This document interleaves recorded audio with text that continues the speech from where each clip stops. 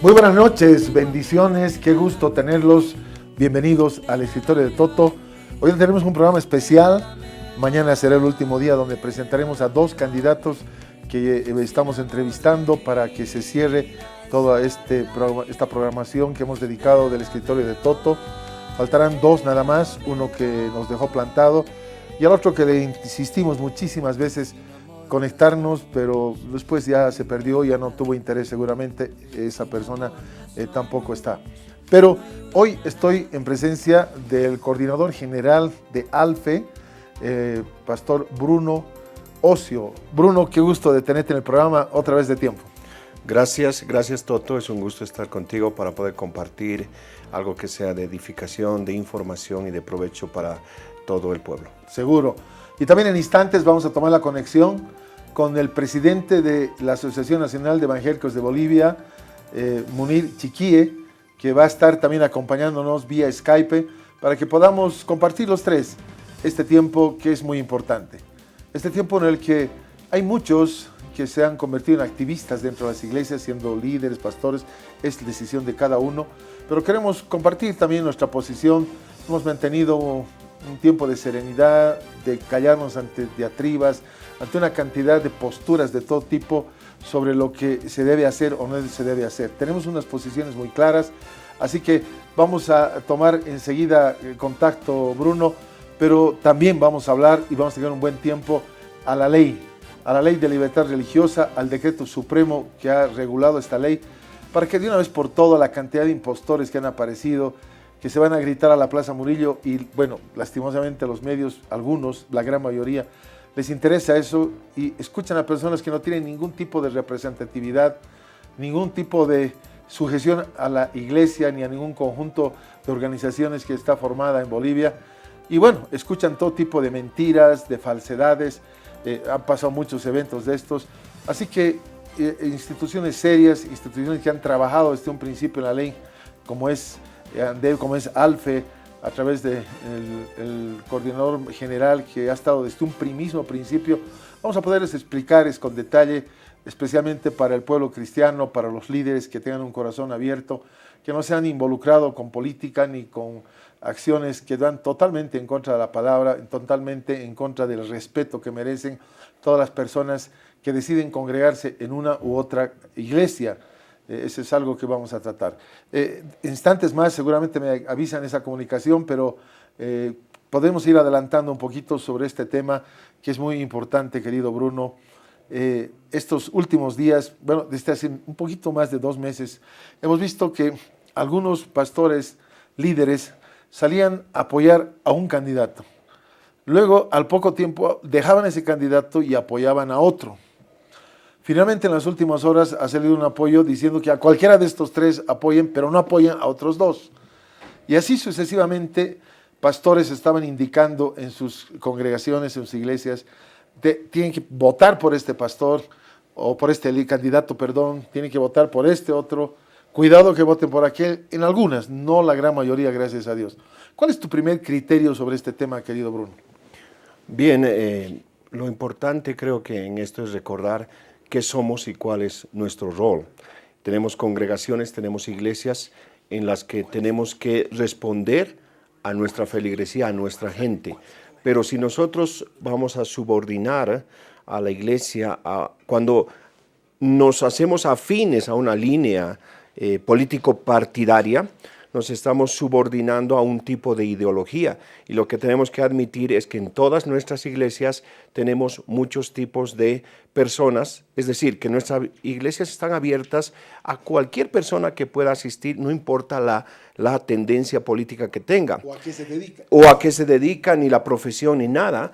Pero si nosotros le ponemos un manto de tipo de ideología política, entonces estaríamos faltando a los principios que llevamos adelante. Entonces no podemos subordinar. ¿Por qué?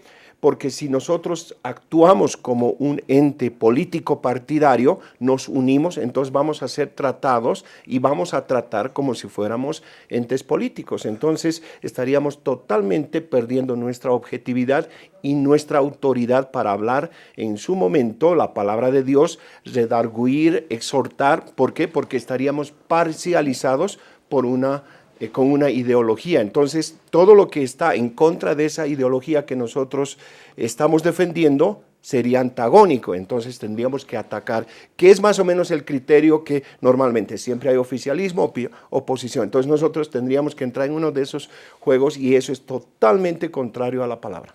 Voy a pedirles cuidado con el generador de caracteres, por favor. En este momento estaba hablando el representante de ALFE y me ponían antes. Pero sí, ya está con nosotros Munir Chiquie. Munir, muy buenas noches. Bienvenido a este tiempo donde estamos compartiendo estos temas. Ok, muy buenas noches, querido Toto, querido Bruno. Un saludo que me hiciste, querido Toto, si puedes repetir, por favor.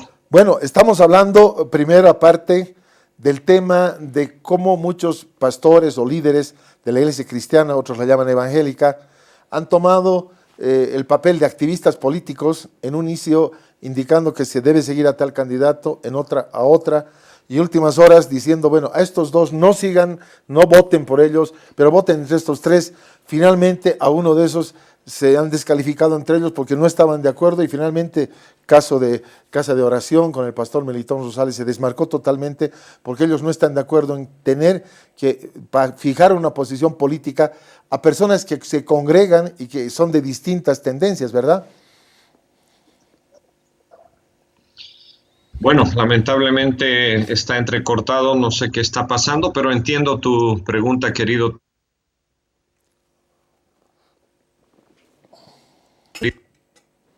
Representativas, no podemos hacer política partidaria, no podemos inducir el voto que es conciencial de cada uno. Tenemos gente de la iglesia en diferentes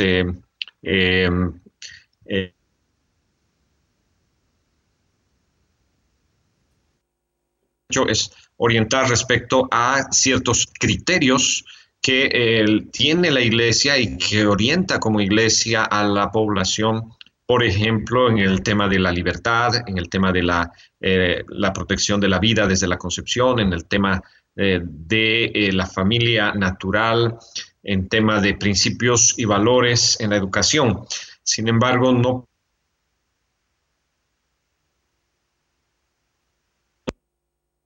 pienso que es bueno tener propuestas de cristianización del Estado. Creo que este es un tema muy importante en el contexto de un Estado laico y de la libertad religiosa.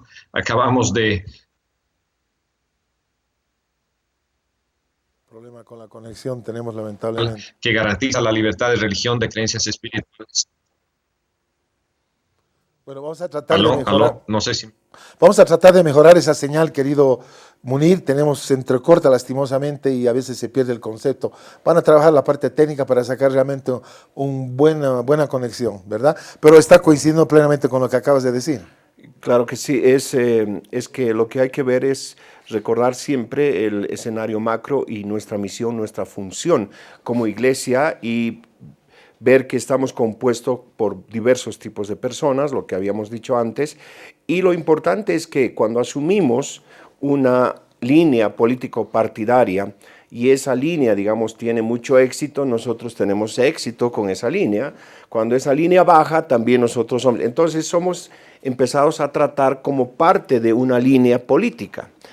Política partidaria. Entonces perdemos cuando ya queremos redarguir o hablar a los demás para levantar ¿qué? ¿Qué es lo que debemos levantar como iglesia? La justicia de Dios. Es decir, los principios, los preceptos que Dios pone nítidamente y decir esto es injusto y esto es justo y al que hace el bien pues debemos animarle y al que hace el mal debemos también llamarle la atención. Entonces perdemos esa objetividad y simplemente vamos a empezar a actuar por consigna. O sea, soy parte de un grupo y tengo que estar con el grupo, no puedo ir en contra. Entonces eso es totalmente fuera de lugar. En este tiempo se ha visto una expresión muy distinta a lo que era siempre. Tradicionalmente no hemos tenido este tipo de manifestaciones.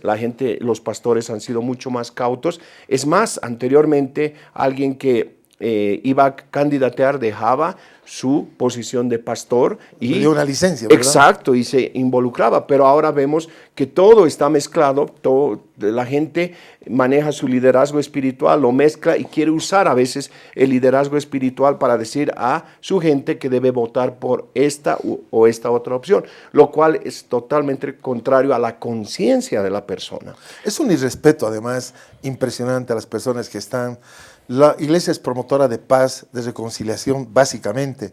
Jesús se reunía con todo tipo de gobernantes, iba a las casas de los gobernantes. En ese entonces no hay que olvidar que el imperio romano estaba controlando a Israel, a toda esa área, y aún así él no se levantaba, separaba las aguas, cómo tenía que hacerse, y su misión siempre fue llevarle la palabra, presentarse con quien sea. O sea, era una actitud totalmente diferente a la de ahora, ¿no?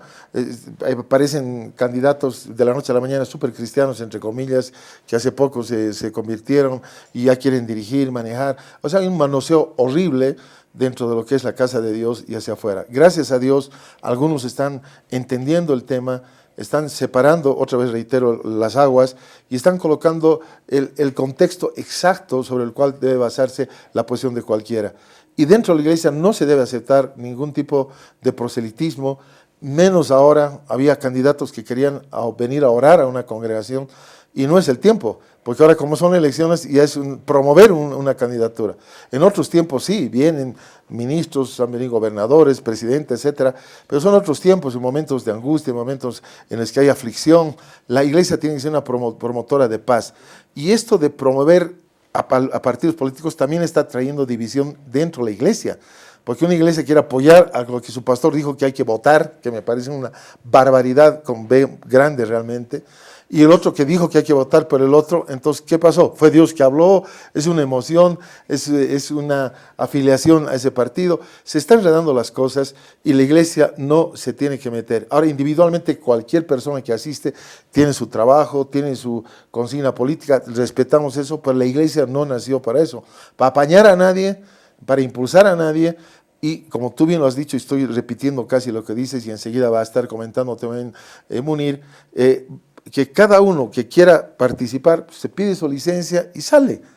Un líder o un miembro destacado de la iglesia, mucho más un pastor, ¿verdad? No sé si está ya en conexión Munir, ¿alguien me puede confirmar? Perfecto, Munir, has estado escuchando esto, estamos manejando audio, por favor, y tu foto bonita van a poner.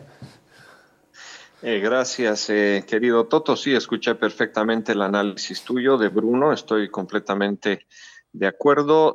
No inducimos el voto, establecemos criterios, oramos porque el candidato, las autoridades que gobiernen Bolivia tengan temor de Dios, sean autoridades que puedan sembrar, trabajar los principios fundamentales de nuestra sociedad, tengan temor de Dios, manejen los principios de transparencia, honestidad, etcétera. Sí debemos orar, sí debemos ser una voz profética en ese sentido, pero no debemos inducir, por lo menos no es el tiempo, no estamos preparados para inducir un tema político partidario que no, como bien lo dices, no es nuestra esencia.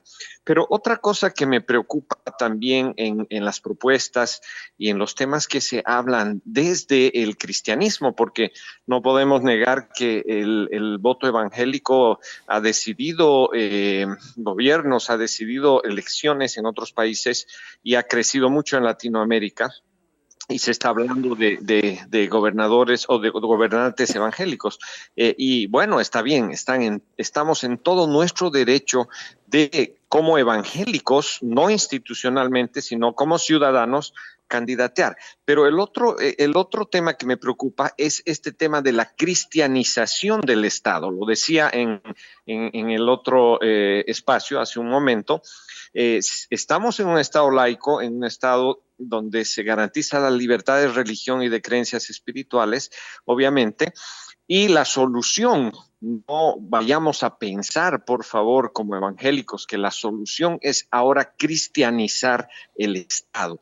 Obviamente, los gobernantes queremos que tengan temor de Dios, oramos para que la Biblia esté en la educación, etcétera, como es derecho de nosotros, pero en un Estado laico, no confesional. No vamos a pasar de un estado confesional católico a un estado confesional evangélico o de otra religión.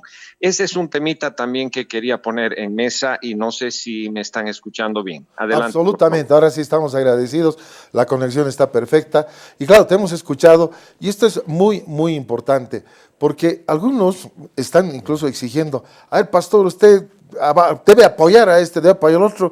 Me parece algo total insensato, hasta ingenuo, muy ingenuo, de personas que no han hecho su análisis. Y quiero una vez más reiterar, antes de dar la palabra a Bruno, de que no podemos seguir con esto, que está poniendo en juego la credibilidad de la iglesia y está poniendo en juego algo que se lo maneja con una liviandad increíble. Yo tengo en mi mente que, como coincido contigo, no podemos empezar a cristianizar ahora con gente que no está ni preparada, con gente que no tiene una convicción cristiana, que de la noche a la mañana quiere hablar de principios y no tiene una relación con Dios verdadera. Y otra cosa, cuando hablamos proféticamente, hablamos al oído de la persona que queremos que escuche. No salimos a los medios para profetizar, para juzgar a las personas, porque ya estamos haciendo política. Cuando hay que hablar con un gobernante, con algo, se le habla cara a cara, en secreto, porque no está uno participando en política. Imagínate que tú seas presidente y públicamente manda un mensaje profético de cualquier lugar. Me parece un atrevimiento y una falta total de lo que hacía Dios. Es verdad, y además hay otro elemento que se puede añadir a esto, es que así como estamos tratando de que el Estado sea cristiano y poner religión oficial en la práctica, claro, estamos tratando de poner a la palabra de Dios una ideología, es decir, de politizar la palabra de Dios. Muchos dicen, oh, si Dios con nosotros, ¿quién contra nosotros? Y ya lo toman con nuestro partido, ¿no? Eso no puede ser de ninguna manera, y dicen, Dios jamás va a apoyar indebidamente a una persona que está haciendo mal. Él apoya lo justo y lo recto delante de Él. No va a apoyar cosas que están mal, no importa quién sea. Pablo dice... y Él determina quién es justo, no exacto, nosotros. No nosotros. Y Pablo dice, si yo predicare un evangelio distinto, sea anatema, sea maldito. Entonces, no podemos decir que, yo puedo adecuar, yo puedo modificar. No, tenemos una forma que Dios ha establecido y no podemos subordinar esa forma, por favor, a ningún tipo de política partidaria. Yo pienso que algunos bisoños, llamados pastores, me imagino que son, se atreven a juzgar, a llamar pecadores, a insultar, a poner cosas públicamente en medio de una campaña. ¿Quién se cree? La palabra dice que no hay justo uno solo. Y Pablo, en Timoteo habla, Pablo, pecador, yo el primero. O sea, estás reconociendo su condición. Así que la iglesia no está llamada a juzgar, a condenar. Está llamada a promover la paz, el respeto. Yo recuerdo cuando nací en el cristianismo, cómo nací, quién presidía, y no me metía yo a juzgar. Y más bien nuestra labor es ir, sentarse al oído y hablarles y explicarles el evangelio. ¿Cómo se produce el cambio? Se produce en el corazón de las personas. No gritándole, ¿verdad? Exacto, por leyes o por... No va a producir nada ese tipo de actitudes. Y tampoco, una cosa que quiero llamar la atención también, es interesante cómo vemos una serie de burlas de un lado y de otro lado. Y la palabra dice que Dios no respalda a ningún escarnecedor. Exactamente. Entonces, ¿cuál es la forma de expresar nuestro amor al prójimo? Estamos todos inmersos en un mundo natural. Dice, no somos del mundo, pero estamos en el mundo. Y le hablamos a personas que no conocen de Dios como si fueran creyentes muy antiguos, como si ya fueran nacidos de nuevo, como si entenderían perfectamente la palabra de Dios. Y los empezamos a juzgar con nuestras medidas, diciendo que ellos deberían estar cumpliendo igual que nosotros. ¿Cómo ellos pueden cumplir si ni siquiera han podido tener la palabra de Dios, no han recibido y no les estamos dando ni palabra ni mostrando el amor de Dios a ellos? Munir, 1 minuto y medio tienes para poder complementar algo. Vamos a ir a una pausa y luego continuamos. Por favor, te escuchamos. Bueno, creo que hemos agotado el tema. El tema es muy álgido en este momento. Se ha visto fenómenos interesantes en las opciones de voto. Vemos a líderes, como ustedes bien decían, que han asumido cierto rol, cierta responsabilidad, mezclando un poco el rol que tenemos con el tema político. Y yo no quisiera que el voto evangélico sea mal usado, sea aprovechado por ciertos candidatos, si no vamos a a negar que hay candidatos evangélicos en diferentes opciones políticas y claro, debemos orar por todo aquel que siente un llamado y quiera servir en el área política y tenemos que respaldarlo y tenemos todo el derecho de hacerlo, pero es muy claro que los partidos políticos han visto el voto evangélico como un voto que pueden capitalizar, que pueden usar y quizás les están dando un bonito discurso a los evangélicos, a los líderes para ganar su voto, pero no vaya a ser que sea solamente un discurso demagógico y estemos realmente poniendo en riesgo la credibilidad como ustedes bien decían. Lo que tú dices, están haciendo un bonito discurso, pero no tiene nada que ver con lo cristiano. Yo quiero agregar eso, en eso tienes toda la razón. Están aprovechando, hablando unas cuantas frases dulces, pero el contenido es totalmente hueco. Vamos a ir a una pausa, luego volvemos porque tenemos que hablar de algo importante, de la ley que ya ha sido aprobada, la 1161, ¿verdad, Bruno? Vamos a hablar del decreto supremo para que se entienda, porque hay gente, la mayoría clandestina, que no tiene ningún respaldo para ejercer con una personería, etcétera, que ha sido entre los opositores, de los pocos que no tienen ese entendimiento. Bueno, tenemos un espacio ahora que es para nosotros muy importante, porque hemos guardado la distancia, la mesura, el respeto ante la cantidad de impostores y otros que no lo son, pero que tienen unas actitudes totalmente contrarias. No quiero entrar en más detalles, pero queremos pasar a hablar juntamente con Munir, que está en el exterior, con Bruno, que son para mí de las dos personas que han trabajado tanto, Bruno hasta un principio también, Andeb, y finalmente ha habido un entendimiento y un acuerdo para poder sacar algo que beneficia a todas las creencias, ni siquiera solamente evangélica. Así que quiero darte la palabra a ti, Bruno, luego a él, para que un poquito nos ponga en contexto de dónde salió esto. ¿Fue que fue un acuerdo político? ¿Qué fue? Porque realmente desde años, desde la fundación de la República, hemos sufrido de esto, Bruno, para que luego tú le des el paso a Munir. Claro que sí.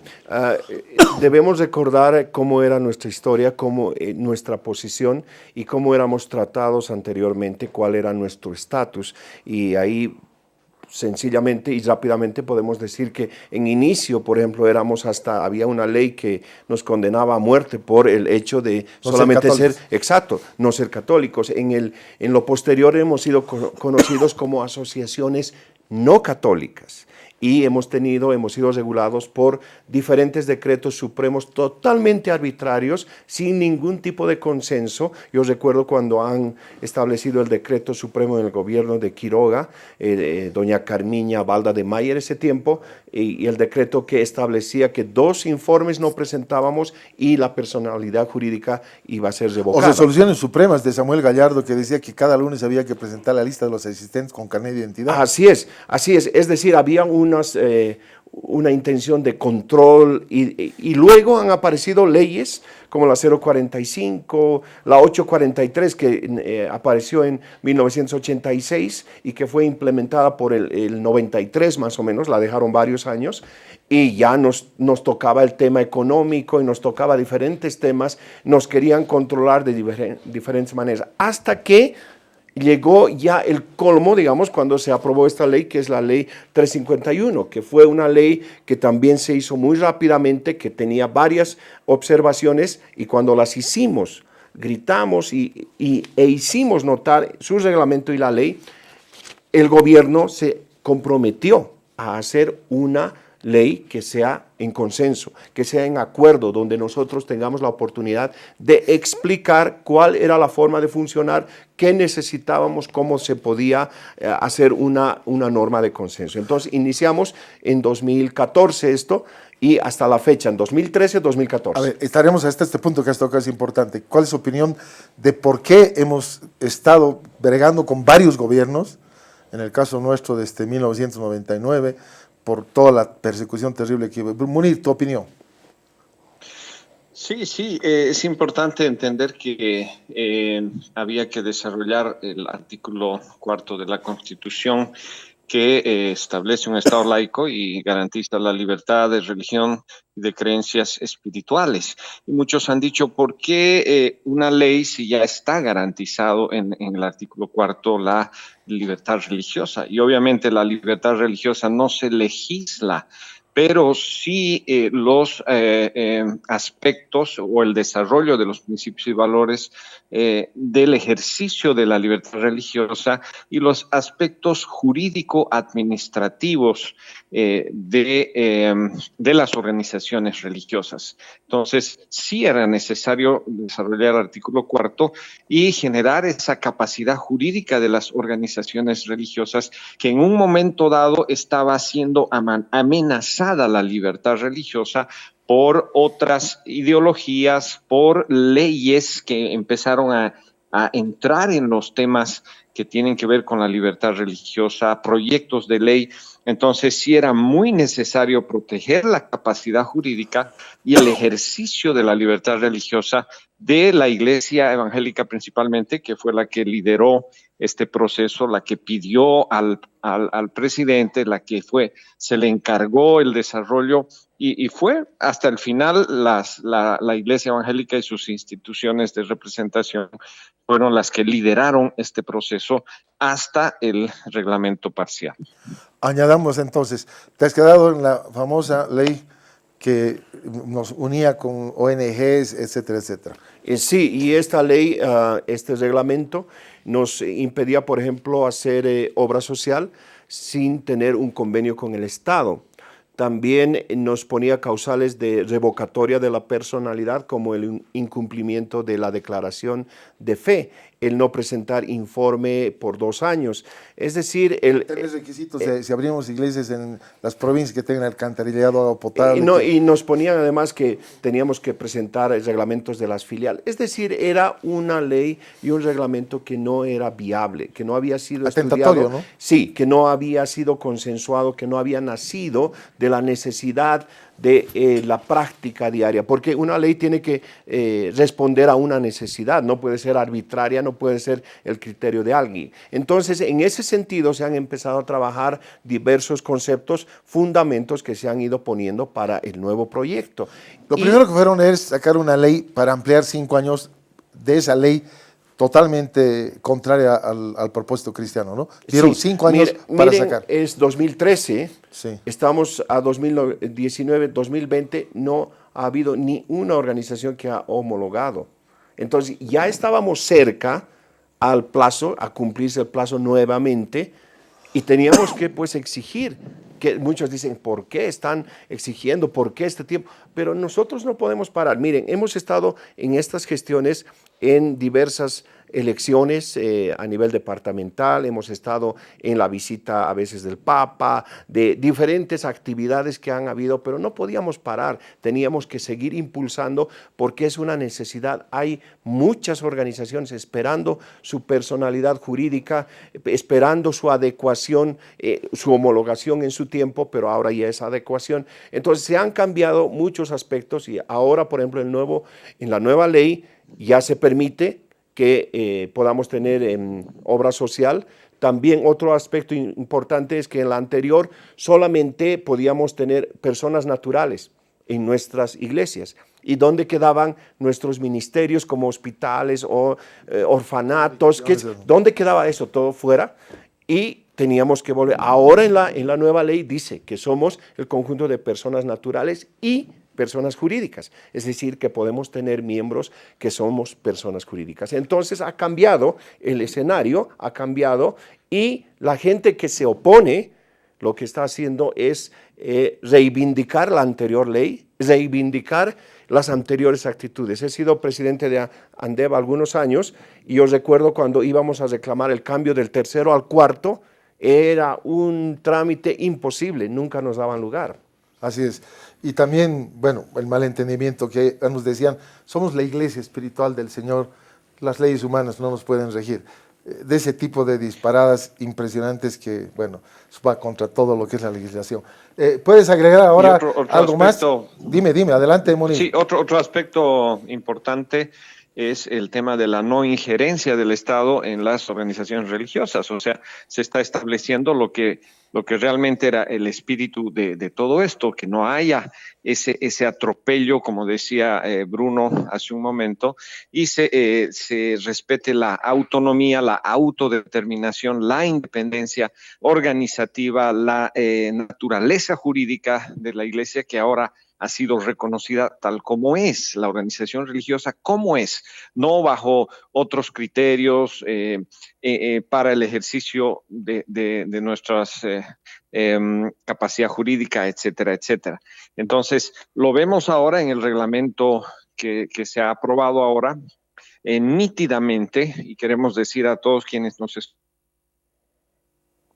que realmente se ha logrado lo que realmente queríamos, que se respete la autonomía, la forma de ser de la Iglesia y los requisitos sean mínimos y no haya requisitos de control que tanto temor había. Yo recuerdo que varias veces salían algunas autoridades como diputados, senadores, etcétera, diciendo que hay que caerle a las iglesias, que hay que cobrarle diezmos, que están haciendo con el dinero, etcétera, etcétera. Y había ciertas amenazas, no solo de ideología, sino también amenaza de control de nuestras iglesias y organizaciones.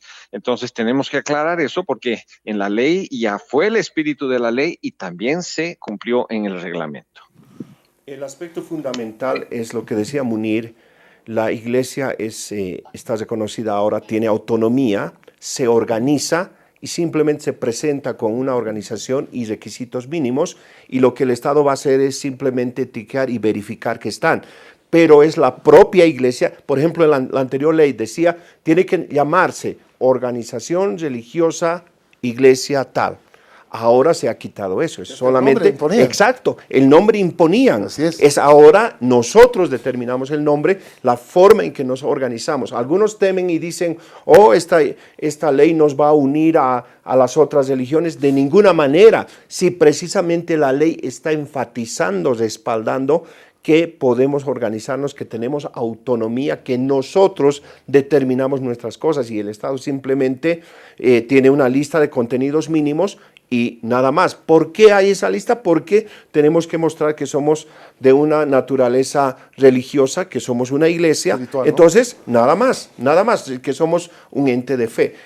Nada más le corresponde al Estado. No va a entrar absolutamente en tema, digamos, de tipo religioso. Eso hay que dejarlo claro. No entra, no permite la entrada en el tema religioso. Y para lo que algunos decían, que va a venir a predicar a mi iglesia el brujo, o que va a venir a predicar otro de otra fe, no, porque tenemos autonomía y como no hay injerencia, nosotros, ¿y quién va a permitir que venga a su iglesia de otra religión a predicar? Eso es ridículo, sí, totalmente. Yo le voy a llamar una tontería increíble. Por favor, Munir, ha habido un proceso. No es que ha sido de la noche a la mañana, que han dicho con los brazos abiertos. Mañana van a escuchar declaraciones del presidente que cuenta, aún dentro del gabinete, la oposición que había. O sea, no fue tan sencillo porque había muchas corrientes, lo has vivido. ¿Qué puedes contar un poco, Munir, del proceso previo a tener nuestra ley? ¿Cómo fue el consenso, el unirse, el trabajar, el propósito? No era tan sencillo, ¿verdad?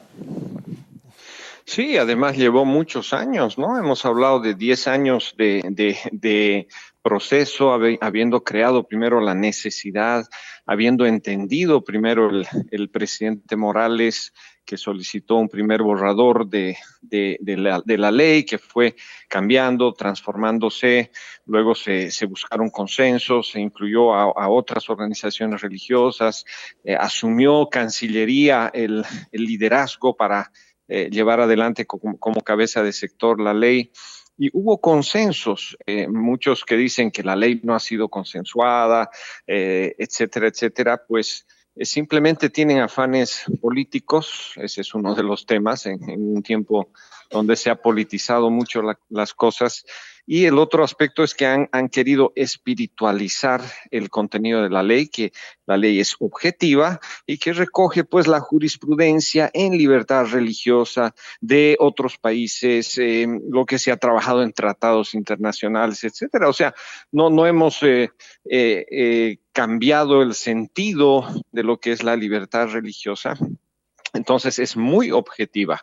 la ley. Y obviamente establece el derecho que todos tienen del ejercicio de su libertad religiosa. En ese sentido, en los consensos hay artículos que han sido trabajados también por las espiritualidades, otros por las organizaciones religiosas, y tenemos que ser muy honestos en esto. Ha sido el interés, el entendimiento de la necesidad del proyecto de ley del presidente que hizo que las cosas se puedan dar, se puedan acelerar, y obviamente el Señor es el que ha ido abriendo las puertas y ha permitido de que ya sea una realidad la ley de libertad religiosa y de creencias espirituales. No será la ley perfecta, pero quiero decir con el corazón en la mano y con toda conciencia de que se ha logrado más de un 90% de lo que se ha trabajado en las organizaciones religiosas, de lo que realmente responde a lo que somos, a lo que estamos haciendo. Seguramente hay algunas cosas que hay que mejorar porque estamos construyendo este Estado laico, y algo de lo que estoy muy contento es que la capacidad jurídica que ahora tenemos para desarrollar ampliamente nuestros objetivos, nuestros fines como Iglesia del Señor, como organizaciones religiosas, está garantizada. ¿Quieres agregar algo más a ese proceso, las mesas de trabajo que se abrieron, la cantidad de personas que opinaban de todo, de cada lugar? Hemos tenido en inicio 4 mesas de trabajo. Hemos tenido la de las generalidades, la de religión, la de espiritualidades y la de convenio marco y tratamiento tributario.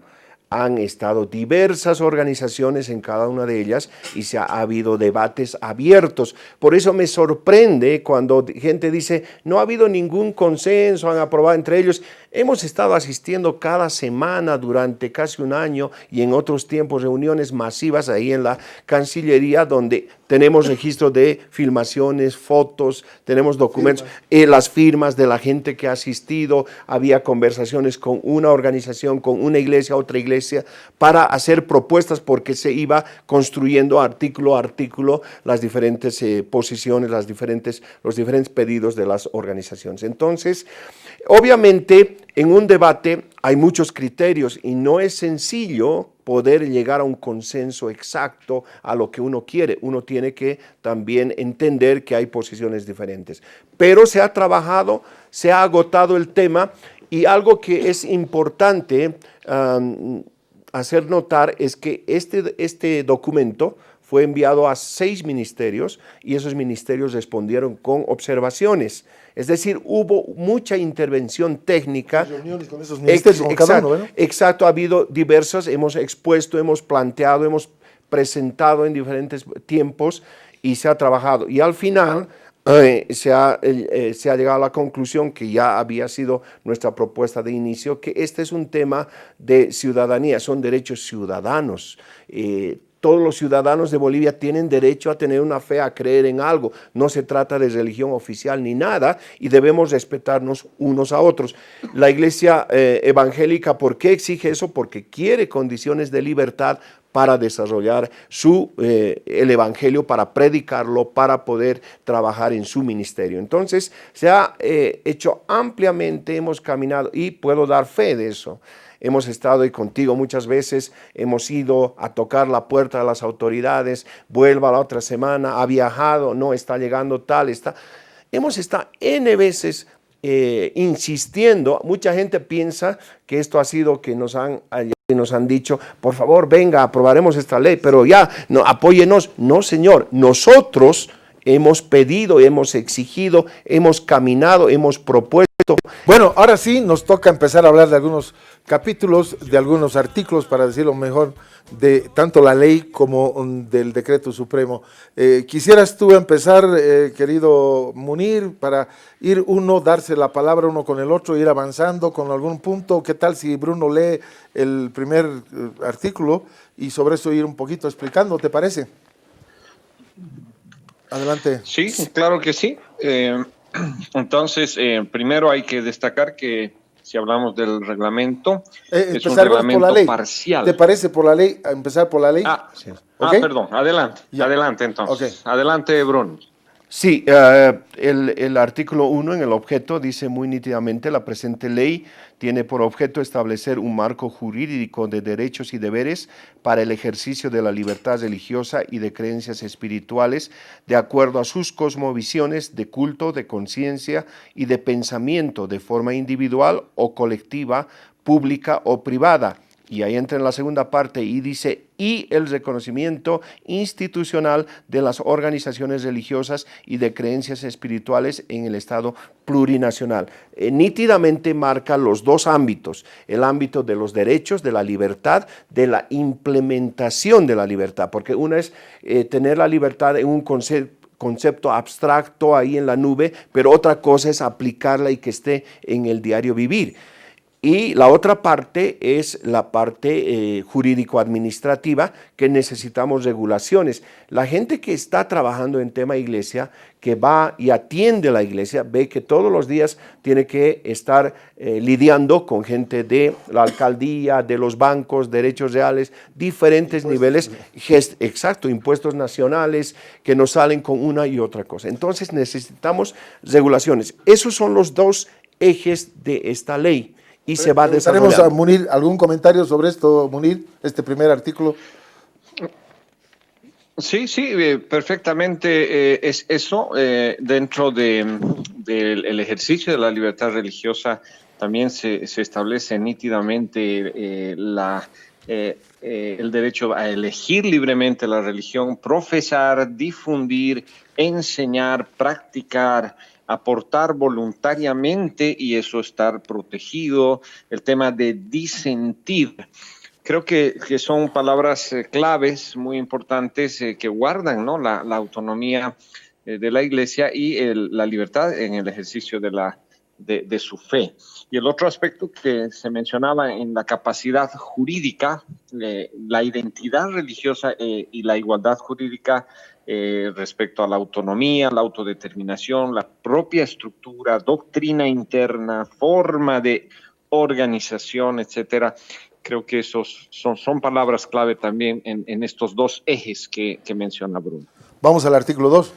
Vamos a ir a lo relevante, al artículo 4, inciso A, que es muy importante. Dice: organización en definiciones. Organización religiosa es el conjunto de personas naturales y o jurídicas y sus filiales que la conforman, nacionales o extranjeras, que se constituyen para profesar, enseñar, difundir y o practicar su religión o culto sin fines de lucro, reconocidas y nominadas conforme a su autodeterminación, doctrina, estructura organizativa y la identidad que asuman.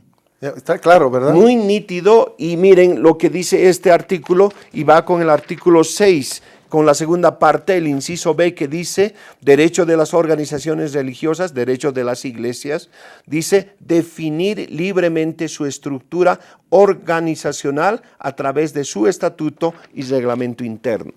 Marca nítidamente que hay una autonomía, una autodeterminación. Entonces la iglesia se define. Eso, en contraste a esta anterior, es muy diferente. Esa es como hay que evaluar esto. Exactamente. Munir, ¿tu opinión? Bueno, siguiendo un poquito lo que está haciendo Bruno, de ver los aspectos sobresalientes, y él ha mencionado el artículo 4, quizás yo puedo mencionar lo relevante en cuanto al artículo 5, que tiene que ver con los principios. Se habla del pluralismo, se habla de la igualdad jurídica, se habla de la no discriminación, se habla de la cooperación, se habla del respeto. Y obviamente en el pluralismo, como evangélicos, no estamos en la línea de que la ley es un ámbito integrador de la fe.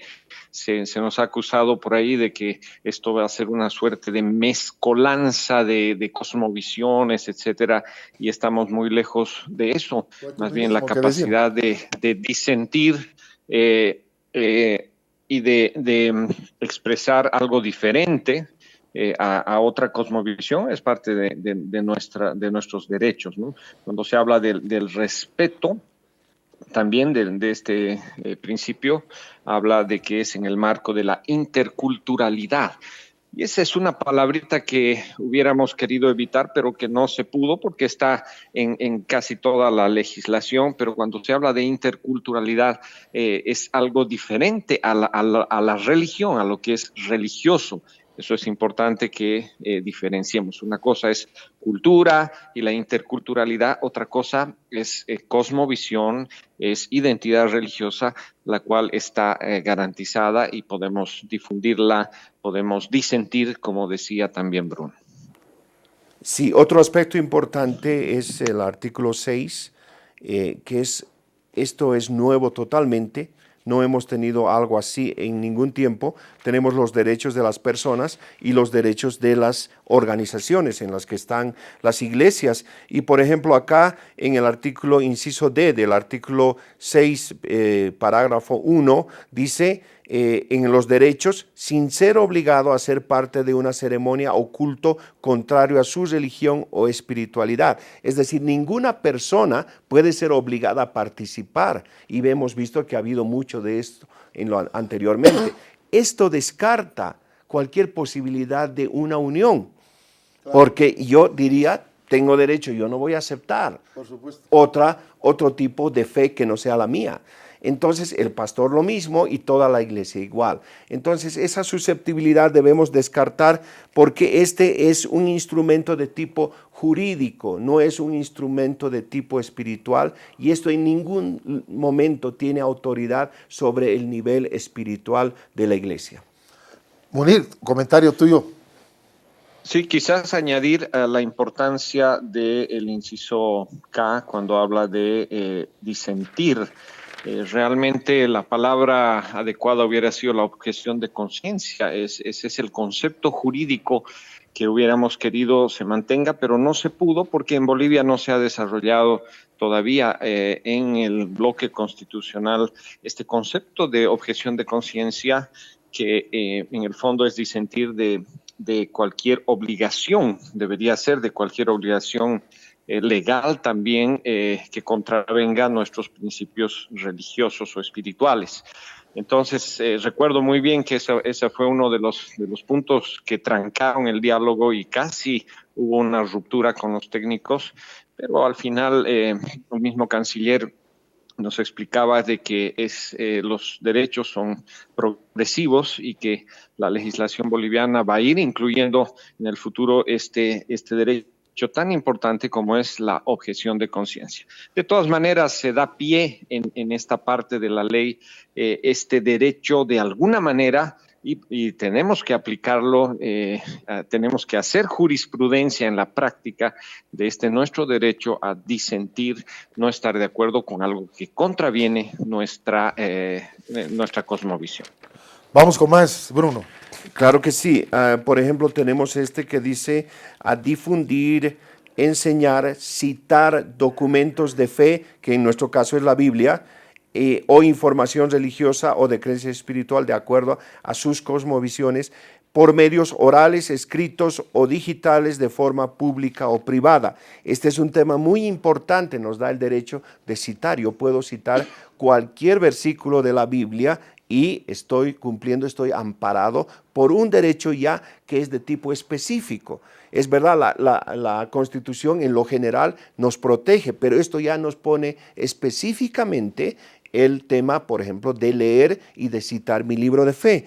Luego vamos adelante, lo que decía Munir, muy importante, y también en el aspecto de las organizaciones, ya dice en el inciso A, a ser reconocidas como personas jurídicas sin fines de lucro por todos los niveles de gobierno del Estado plurinacional. Los que han caminado en esto saben cómo es el peregrinar, que el uno le dice no, usted no es, o el otro le dice sí, de acuerdo al partido político de la alcaldía, nos tratan y de acuerdo a la simpatía o antipatía del asesor jurídico. Entonces acá ya dice que es un derecho que nos reconozcan como entidad sin fines de lucro y lo mismo, por ejemplo, en el G dice a realizar actividades de obra social. Es decir, ya es un derecho también realizar este tipo de actividades que anteriormente había sido suprimido. El otro aspecto importante, a prestar asistencia religiosa o de creencia espiritual en los centros penitenciarios, hospitales, asilos, orfanatos y otras instituciones similares, que es un punto muy importante también.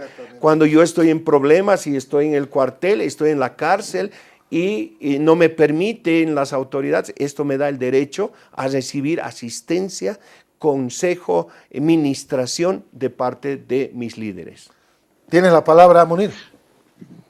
Sí, un aspecto importante que de alguna manera lo toca Bruno es el tema de impositivo, ¿no? De que somos organizaciones sin fines de lucro y se genera ahora se va a generar en todo el sistema impositivo esta nueva figura jurídica de organización religiosa para que seamos tratados en ese sentido.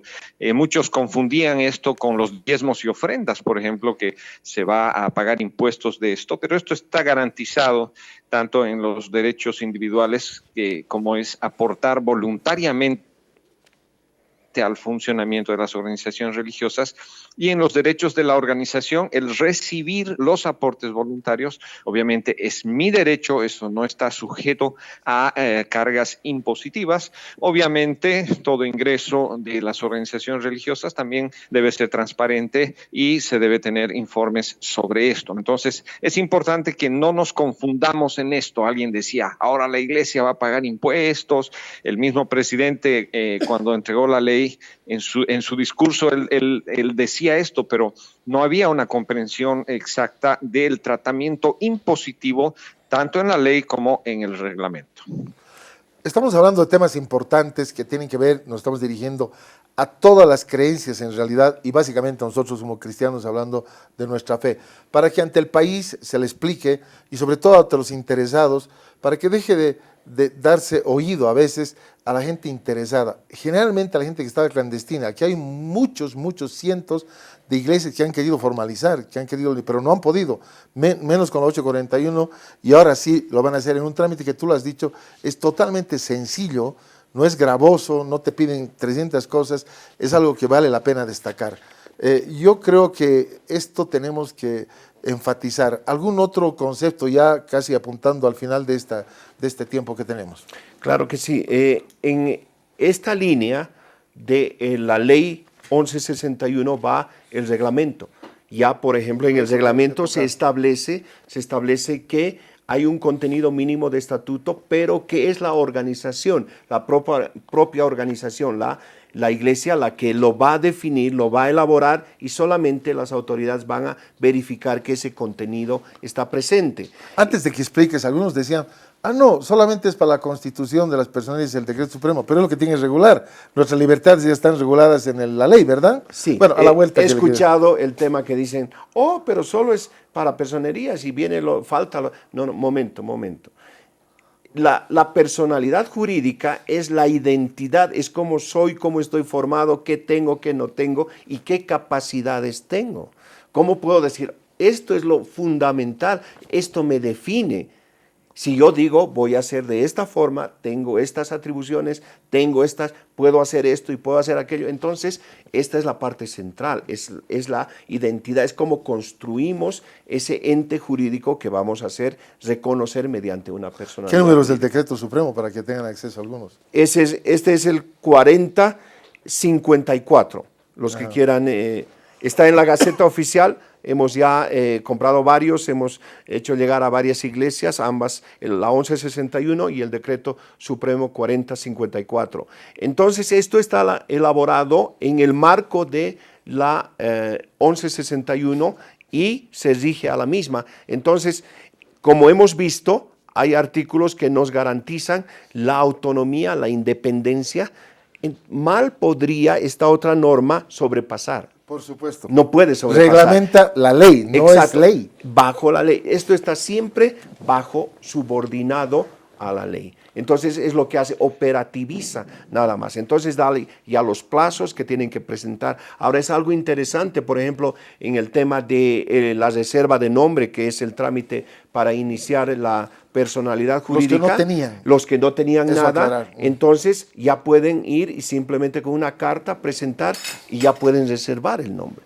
Proceder muy ágilmente a construir sus documentos, elaborar, presentar. Se han disminuido notoriamente los requisitos. Por ejemplo, antes nos pedían el tema del registro domiciliario, que es muy engorroso el trámite, pero ahora nos da una alternativa de una declaración, que yo voy ante un notario y digo, quiero declarar que vivo en tal parte.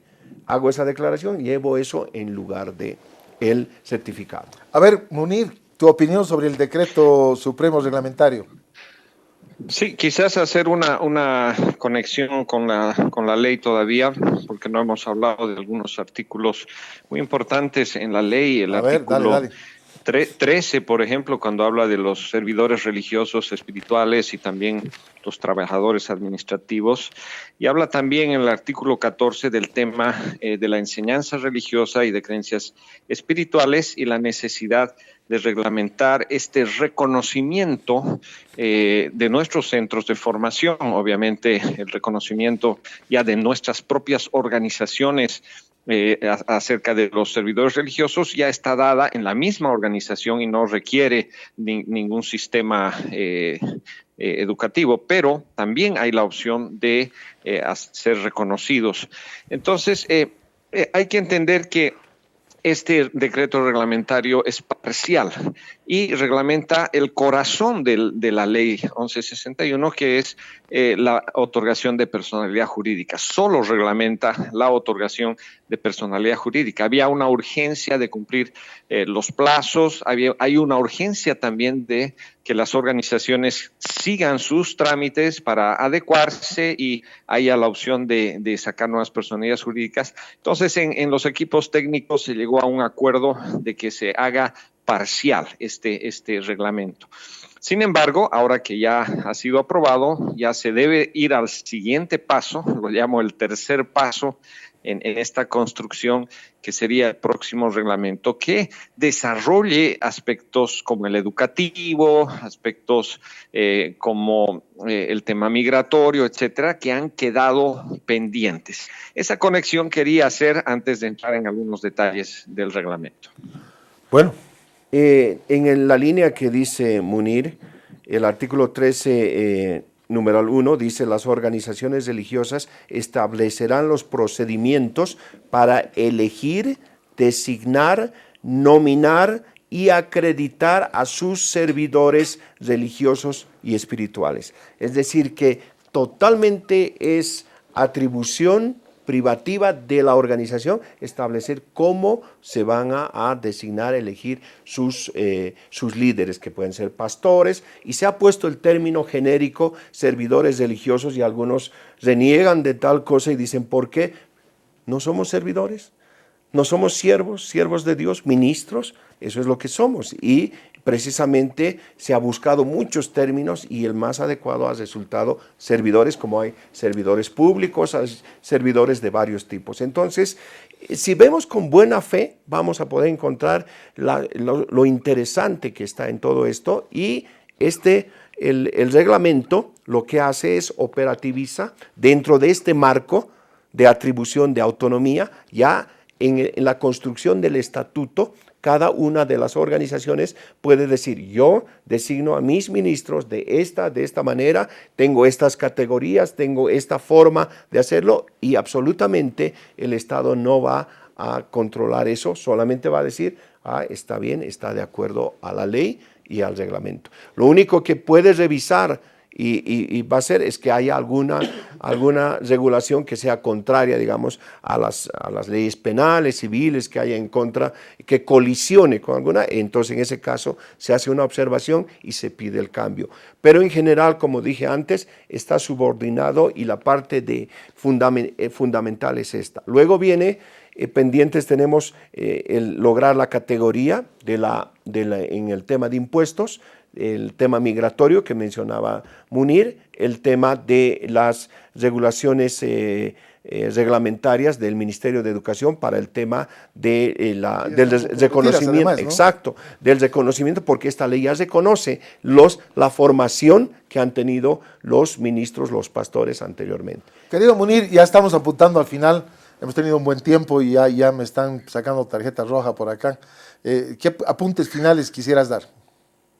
Sí, si te doy una opinión muy general y muy rápida del reglamento, se nos había acusado de que ahora qué nomás hará el Estado con esta ley que se está metiendo a las iglesias. Debemos decir realmente a todos que no se confundan por memes o por gente que hace comentarios sobre la ley y el reglamento y ni siquiera saben hacer un trámite, no saben, no tienen esa experiencia o no necesitan y no entienden lo que es trabajar con el Estado en cuanto a nuestras personalidades jurídicas. Entonces se ha logrado la no injerencia, se ha logrado que los requisitos sean mínimos, se ha logrado de que las causales de revocatoria no sean a criterio del funcionario de turno, que haya debido proceso cuando se quiera hacer una revocatoria.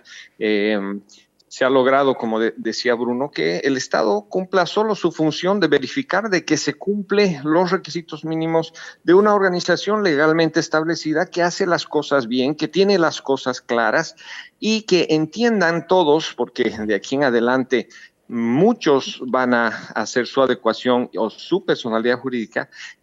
La clave está en hacer un buen estatuto y reglamento basado en el contenido mínimo que da el reglamento y en la forma en la que ellos quieren organizarse libremente, ¿no? Entonces la clave va a ser eso. Por eso llamamos a todos a no apresurarse a hacer cualquier documento, trámite, sino asesorarse bien para que su personalidad jurídica sea bien elaborada y eso le dé pie a un buen desarrollo organizacional. Bruno, tu comentario final. Gracias. Si me permiten, con la venia de ustedes, quiero dirigirme a todos los pastores y mencionar algo personal, que muchos de ellos me conocen, han estado trabajando, estoy apoyando por más de 20 años a muchas iglesias y ellos han visto que nunca hemos tratado de afectar, sino siempre hemos defendido los intereses. No vamos a dejar de hacerlo ahora, no lo hemos dejado de hacer, hemos acompañado con toda buena fe, dependiendo de Dios en este proceso, y damos fe de que se ha hecho un trabajo exhaustivo, se ha trabajado en la mejor forma posible para la iglesia. Entonces no hay que desconfiar, vamos adelante y en el futuro si hay algunas cosas que mejorar, se mejorarán, pero nuestra confianza, nuestra certidumbre está en Dios y yo recurro a ellos para que recuerden eso y también el testimonio que cada uno de nosotros ha dado por años, sirviendo, ayudando sin ningún tipo de interés a muchos pastores, muchas organizaciones. Creo que lo mismo han hecho los demás y no vamos en ningún caso a comprometer o decir una cosa que no es. Alfa además está habilitando un área para poder ayudar y asistir en los trámites, ¿verdad? Así es, y vamos a buscar, como no hay interés lucrativo en esto, vamos a poner a disposición poder asistir en el tema teológico, en el tema de construcción de organización, del tema jurídico, para que ellos puedan fácilmente, digamos, acceder a su estatuto y presentarse para obtener su personalidad jurídica y adecuar también. Entonces, trabajemos juntos de buena fe, confiando plenamente en nuestro Dios. Tu despedida, querido Munir. Gracias, querido Toto. Tú también ahí desde los micrófonos, desde algunas reuniones y tu corazón en esto, destacarlo también, agradecerte por esta cobertura y agradecer a todos por la paciencia que nos han tenido estos minutos y también, como Andeb, hemos anunciado a nuestros miembros y a todas las iglesias que nos escuchan, pues que queremos orientar también a los mismos profesionales, abogados, queremos orientarles para que puedan asesorar adecuadamente, porque entendemos que a partir de ahora van a haber cientos de trámites entrando a ventanilla única y queremos ya desarrollar, hacer jurisprudencia en la práctica de aquello que ya tenemos, que es la ley y el reglamento. Que Dios les bendiga. Muchísimas gracias, gracias por las palabras. Es un trabajo conjunto.